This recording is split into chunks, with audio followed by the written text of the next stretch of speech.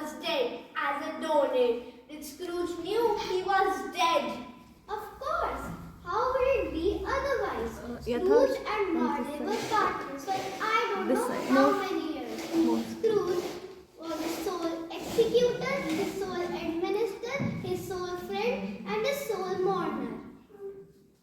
Scrooge never painted out old Marley's name. There it stood years afterwards above the warehouse door. Scrooge and Marley. The firm was known as Scrooge and Marley. But people new to the business called Scrooge and sometimes Marley. But he answered to both names. It was all same to him. Oh, and he had a tight-fisted, squeezing, drenching, gasping, scraping, clutching, old covetous sinner. Nobody ever stopped him in the street to say with gladsome looks, "My dear Scrooge, how are you? When will you come to see me?" No one. But what did Scrooge care? Once upon a time, of all the goodies in the year, on Christmas Eve, old Scrooge sat busy in his counting house. It was cold, bleak, biting weather, foggy winter, and he could hear down the streets, moving up and down, beating their hands upon their breasts and stamping their feet upon the pavement stones to warm them. The door of Scrooge's counting house was open that he might keep an eye upon his clerk, who in a dismal little cell beyond a sort of tank was copying letters. Scrooge had a very small fire, but the clerk's fire was as small as it looked like one coal. He couldn't replenish it. For Scrooge kept the coal box in his own room. Suddenly, Scrooge's nephew Fred came in. "A Merry Christmas, Uncle. God save you." "Bah! Humbug!" "Christmas? A humbug, Uncle? You don't mean that, I'm sure." "I do. Merry Christmas. What right do you have to be merry? What reason do you have to be merry? You are poor enough." "Come then. What right have you to be dismal? What reason have you to be morose? You are rich enough." "Bah! Humbug! Don't be cross, Uncle. What else can I be when I live in such wonderful as this? Merry Christmas, out open Merry Christmas. What's Christmas time to you but a time for paying bills without money, a time for finding yourself an year older but not an hour richer, a time for balancing your books and having every item in a tune. If I could work my will, every idiot who goes Merry Christmas on their lips should be boiled with his own pudding and buried with a stick of pulley through his heart. He should." "Uncle, nephew, keep your Christmas in your own way and let me keep it in mine." "Keep it, but you don't keep it." Let me live it. "Let me leave it alone then. There are many things from which I have derived good, by which I have not profited. I dare say Christmas among the rest, but I am sure I have always thought of Christmas time, but it has come round. Apart from the veneration due to its sacred name and origin, if anything belonging to it can be apart from that, as a good time, a kind, forgiving, charitable, pleasant time, the only time I know of in the long calendar of the year, when men and women seek by one consent to open their shut up hearts freely, and to think of people below them as they were really fellow passengers to the grave, and not another creatures bound them on other journeys. Therefore, Uncle, it has never put a scrap of gold or silver in my pocket.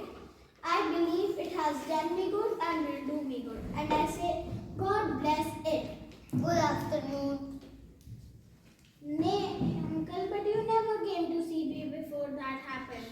Why, give it a reason for not coming now." "Good afternoon." "I want nothing from you, ask nothing of you. Why cannot we be friends?" "Good afternoon." "I'm sorry with all my heart to find you so resolute, but we did not have any quarrel in which I have been a party.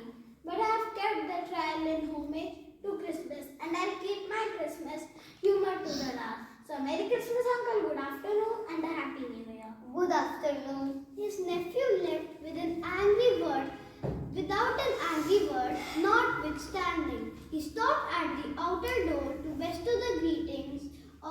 month of the season on the clock, who was cold as he was warmer than Scrooge, for he returned them cordially.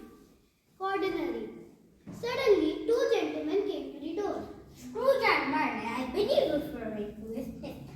Have a pleasure of addressing Mr. Scrooge or Mr. Marley. Mr. Marley has been dead these 7 years. He died 7 years ago this very night.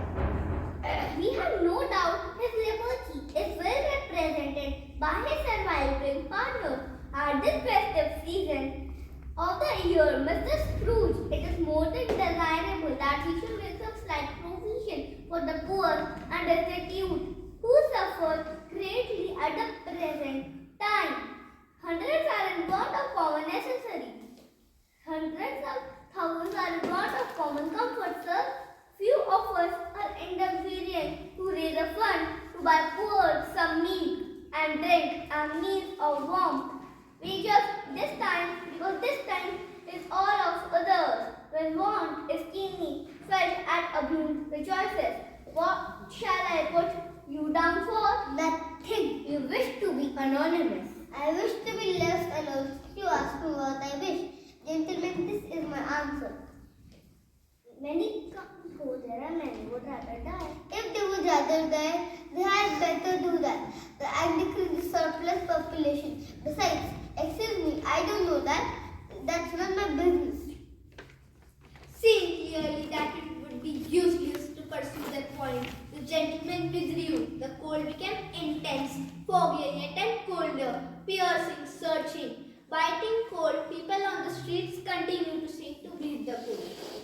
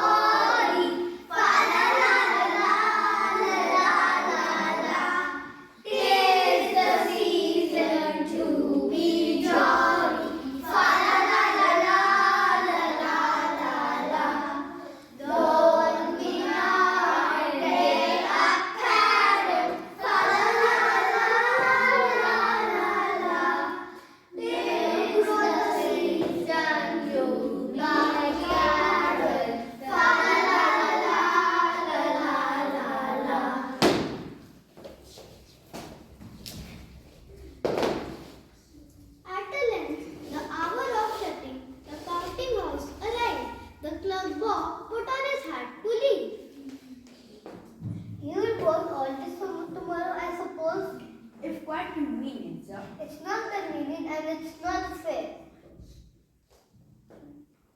It's not convenient and it's not fair. If I was to If stop, I was to stop half a crown for it, you think yourself religious, I'll be bound. But Christmas comes only once a year. A poor excuse for a picking man's pocket.